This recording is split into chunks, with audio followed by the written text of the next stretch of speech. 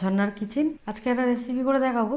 আজকে করব মেথি শাকের পরোটা। কিভাবে বানায় দেখতে থাকুন, শুরু থেকে শেষ পর্যন্ত ভিডিওটা দেখতে থাকুন। মেথি শাকের পরোটা বানাবার জন্য এখানে মেথি শাক নিয়েছি, ধুয়ে একদম পরিষ্কার করে ধুয়ে নিয়েছি। আর এই এরকম ডাঁটির মতো একটু কেটে নিয়েছি, মাথাটা একটু ডাঁটি আছে। এখানে এক আঁটি বেছেছি, এতটা হয়েছে, কিছুটা বাদ গেছে। আর এখানে নিয়েছি আটা আর ময়দা নিয়েছি 1 বাটি, আর ময়দা নিয়েছি 1.5 বাটি, ছোট বাটি, এরকম সাইজের বাটি। এটা বেলবো বলে রেখেছি। প্রথমে আমি এটাকে কেটে নেবো। ছাঁকুনি দিয়ে দেবো, পুরোটাই দিয়ে দেবো, পুরোটাই নিয়ে নিলাম। এটা দিয়ে একদম কিমার মতো করে নেবো। এখানে এটা বসিয়েছি, হাতাটা অল্প জল দেবো, এখানে চালু করে দিলাম। আর এখানে এটা কিমা করে নিয়েছি শাকটাকে, এই জলের মধ্যে দিয়ে দেবো।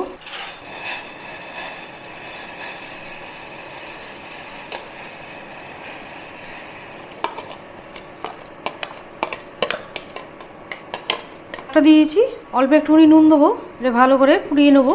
এই যে জল আছে, এই জলটা যেন টেনে নেয়।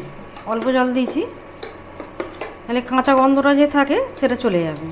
এইভাবে যদি শাকটাকে ভালো করে ফুটিয়ে নিয়ে করা যায়, খেতেও ভালো হবে। ততক্ষণে এখানে ময়দাতে কিছু দিয়ে দেবো।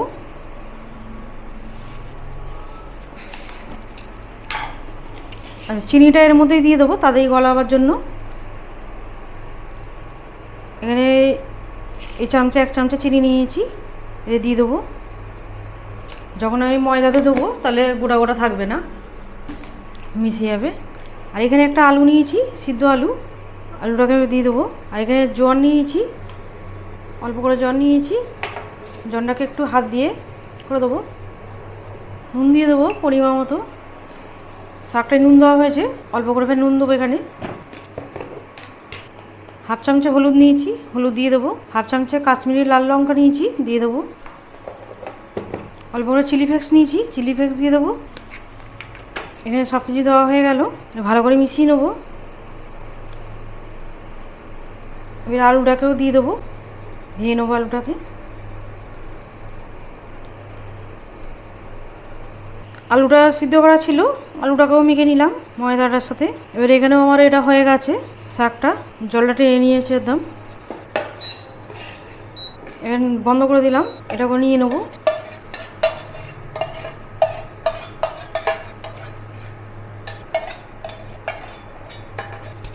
পুরাই দিয়ে দিলাম, গরম আছে, চামচে দিয়ে মিশিয়ে নেবো। শাকটা গরম আছে, শাকটা মেশানো হয়ে গেছে। আর এখানে সর্ষে তেল নিয়েছি, সর্ষে তেল দেবো, এই ছোটো চামচে 1 চামচে সর্ষে তেল। ভালো করে মিশিয়ে নেবো, এখন জল দেবো না, আগে ভালো করে মিশিয়ে নেবো। আলু শাক সব মিশে গেছে, সব কিছু মিশিয়ে নিয়েছি। এবারে অল্প অল্প জল দেবো, দিয়ে মাখবো। এখানে নর্মাল জল নিয়েছি, ভালো করে মেখে নেবো। এবারে মাখা হয়ে গেছে, এটা 5 মিনিটের মতো রাখবো ঢাকা দিয়ে। 5 মিনিট পর এটা করব। এখানে 5 মিনিট হয়ে গেছে, এবার লেচি কেটে নেবো। এরকম করে একটু বড় বড় করছি। শুকনো ময়দা নিয়েছি, এবারে বেলে নেবো। আর এই মেথি পাউডার খেতে খুবই ভালো হয়। এটা মাংস দিয়েও খেতে পারে, চিকেন দিয়ে, আলুর তরকারিও দিয়ে খেতে পারে, আলুর দম দিয়ে। আজকে আমি করেছি আলুর দম। আলুর দম রেসিপি দেখিয়েছিলাম, তার জন্য দেখালাম না। আজকে করেছি আলুর দম দিয়ে খাওয়া হবে। এইভাবে একটা বেলা হয়ে গেল পরোটা। এইভাবে আমি 4টে বেলে নেবো। আবারও একটা বেলা হয়ে গেল, এখানে রাখছি। এবারে এইভাবে আমি 4টে বেলে নিলাম, একদম গোল গোল করে বেলে নিলাম। আর অবশ্যই ট্রাই করবেন, এবং ছোটো থেকে বড় সবাই পছন্দ করবে। আর বাচ্চারা তো একদমই শাক খেতে চায় না, এইভাবে মেথির পরোটা বানিয়ে দেবে, বাচ্চারাও খেয়ে নেবে একদম। এবারে এই হাতা বসিয়ে দিয়েছি, গরম হয়ে গেছে, দিয়ে দেবো। সাদা তেল দিয়ে ভাজবো, কমানো ছিল বাড়িয়ে দিলাম। প্রথমে একটু সেঁকে নেবো, এবারে সাদা তেল দিয়ে দেবো। এটা উল্টে পাল্টে ভেজে নেবো। একটা হয়ে গেছে, কত সুন্দর হয়েছে। আর এইভাবেই সব ভেজে নেবো। হয়ে গেছে, আবার এটাও হয়ে গেছে, এবার বন্ধ করে দেবো। কত সুন্দর হয়েছে, এইটা অবশ্যই ট্রাই করবে, এটা খেতে খুবই ভালো লাগে। হয়ে গেল সবগুলি,